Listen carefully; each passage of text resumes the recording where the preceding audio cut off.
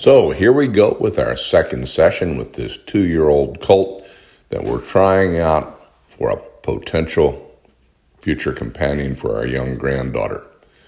We test a couple of his behaviors, expose him to some objects, and generally move on with our assessment. Come along with us and let us know what you think. Hello, we're here to continue the audition of this 2-year-old gelding as a kid's pony. And by now we'll have a couple of other videos up. We're going to do a couple of different things with him to sort of complete our evaluation process. And probably not today, but the next time I work him, I'll probably contact his owner and let her know whether it's a go or not. So far, he's passing all the tests. He's a nice little guy. He is a quarter horse, though he's small. He's sort of being considered for my granddaughter's little riding horse. And I just want to see a few different things with him today than what we've done before. I want to see if he could walk around me without crowding me. And he definitely would like to crowd me. He wants to come in. You could say that's nice, he wants to be with me. But see how his natural tendency is to get in there and be a little pushy. So when his shoulder comes at me, I'm just gonna crudely smack his shoulder. And move that shoulder away. There you go, that's better. Move that shoulder away. Now the severity of what I'm doing with him is pretty mild. There. And what he's doing is he's moving laterally kind of nicely.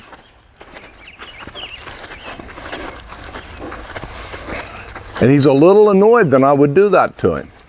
And that just means that people have been kind to him. He'll get used to me not being quite as kind. Move out, move out, move out. There you go. See, the thing is, I'm going to pressure him, but when he does what I ask him to, I'm going to quit irritating him. There. Now, I just want him to maintain this position. A stick might work better. It's more rigid. This is a little longer, and it's really not all about your tools. It's more about timing than about tools. He's coming in. See, and he'd like me to move my feet. And I say, it's easier if you move yours. And his response is, I'm not sure, but he's getting more sure that it's easier for him to move his feet. There, go on out. Now, I'm not going to ask him to do anything more than just walk around me like this.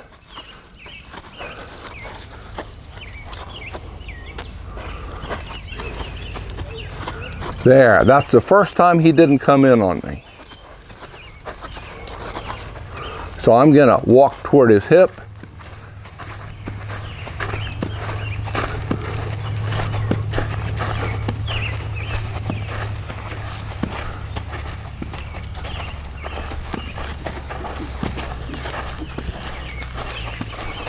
See if he'll just keep walking around and very softly yield his hindquarter.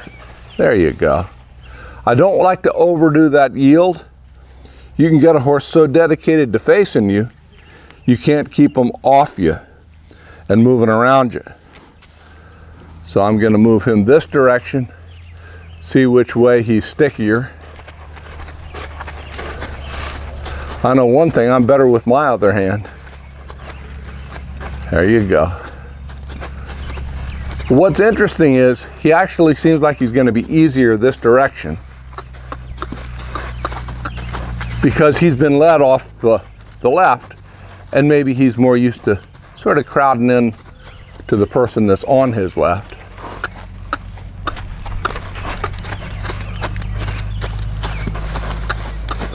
This way he runs out of motion a bit, so I'm letting his motion carry him out there.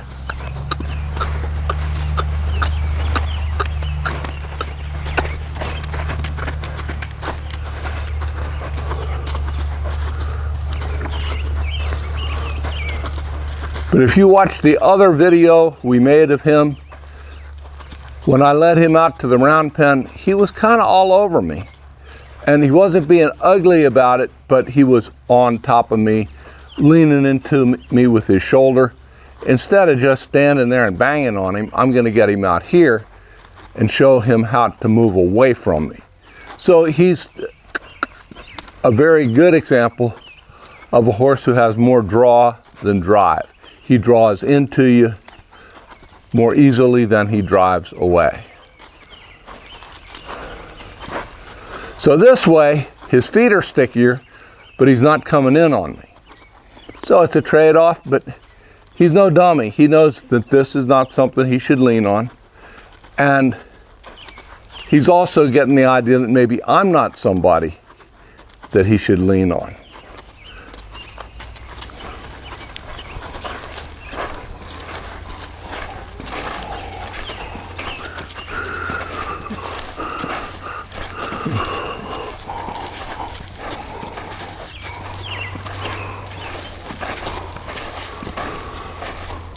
There, he stepped across. And I like to do that little bit of a yield, that softening up out of motion. Instead of, you know, there's some folks who kind of just bang on their hip till they move their hip and they don't want their front end moving at all. I like the whole maneuver to be a little looser and freer. So that's kind of representative of the things I expected to see with him and what I wanted to do. But see, he wants to nibble on me.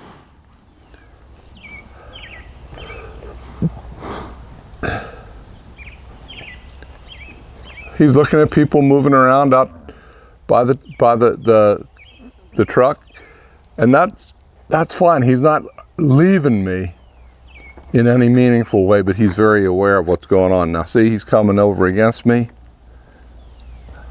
And if he was to put his mouth on me, I would, without apology, do something that is not very politically correct. But I don't think he's going to make me do that.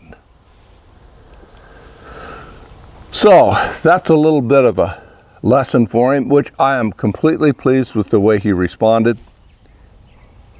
He didn't lose his composure. But he wants to be a little bit of a puppy dog, and I want him to be a puppy dog. I want him to be a mannerly puppy dog. So we're going to take a moment's break. I'm going to get some maybe scary objects and bring them into the pen, see how he reacts to them. I don't know how much of that he may have had done with him. Now there, see, he was nosy. He doesn't get to be nosy. If you saw what I did that.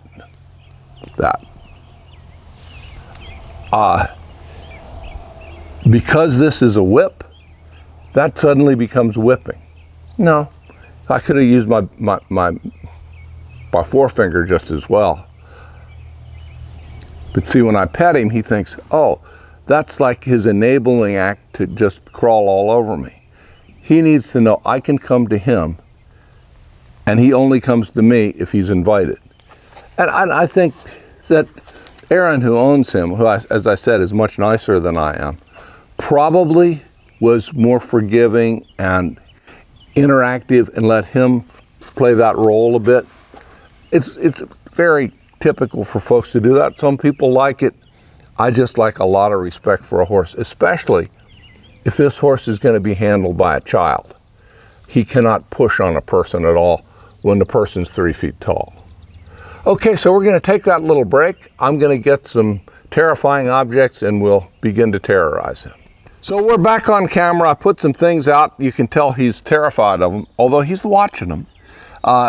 He hasn't been exposed to them. I do not know how much his owner exposed him to this sort of thing. She's pretty thorough with letting her horses see things, and he may well have a little background already in this. But my goal is not to desensitize him or get him accustomed to this so much as just to see his reaction. Because in the real world, things come up, the horse perceives it, they react. I want to see, in general terms, how he reacts. And we've used this same sort of stuff with other horses enough times to be able to calibrate his reaction and compare it with others. So I've got a flag over here. That's usually as good a place as any to start.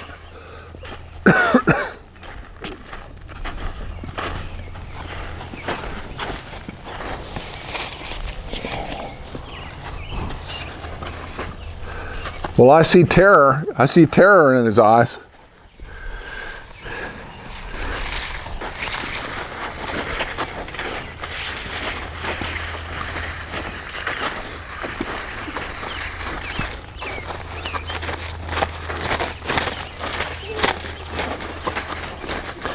So what I see is a huge amount of inquisitiveness. He's curious. He's playful.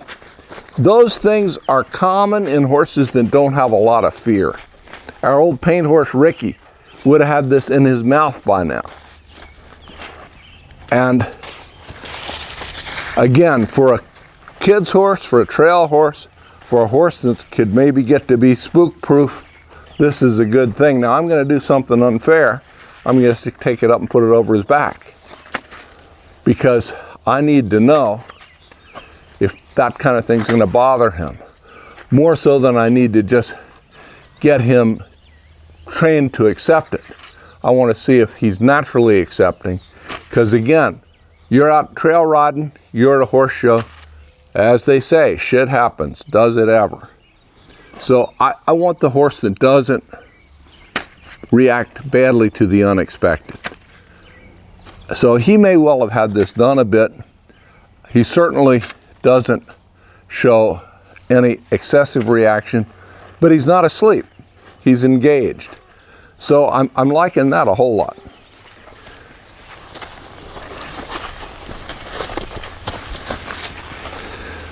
All right. Thing one.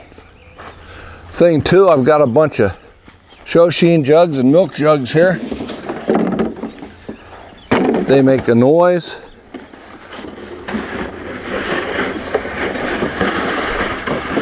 Most horses have not been flogged with milk jugs. About now, he's probably going to paw.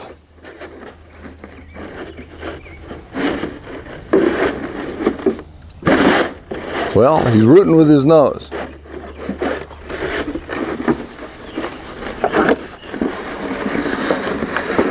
Well, I said about the other horse getting it in his mouth. That's pretty much where we're getting here.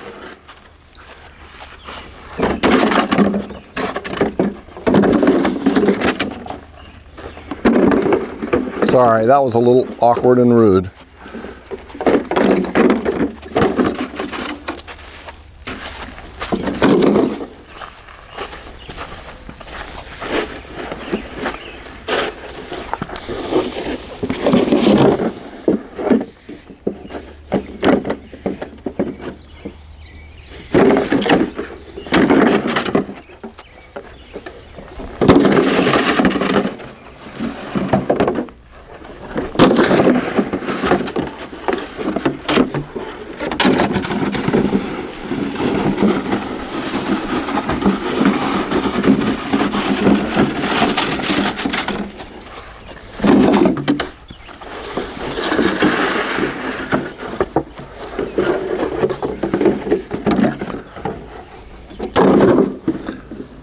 Thing two. So, here's a tarp. I'm going to bet he's seen a tarp before. And this is a fragment of a tarp.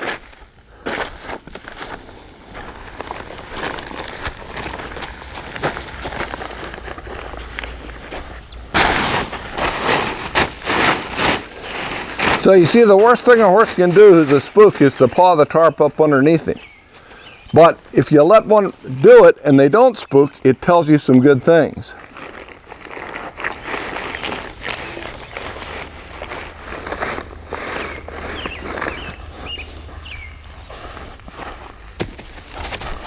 That was a very smart way to do that. He didn't blunder over it, but he didn't say, I'm scared or I won't do it. I like that. Like that fine. What if I step on it, huh?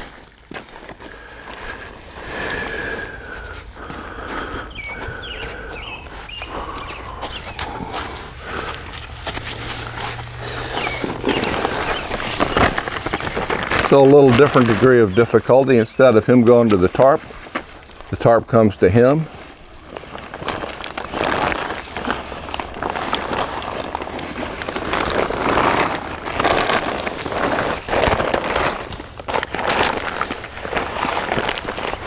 So some long-legged guy with bat-wing chaps gets on him. Might even be like that.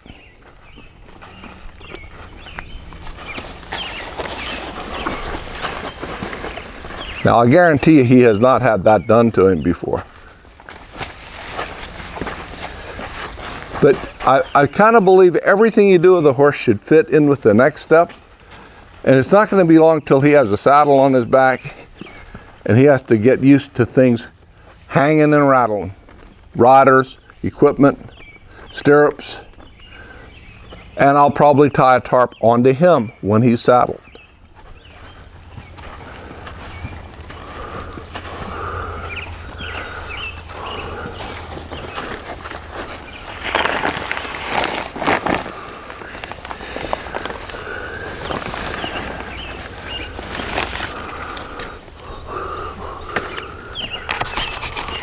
Now for the unfair part.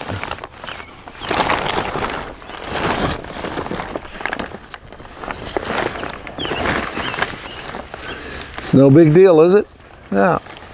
That was a little scary. You couldn't see for a minute.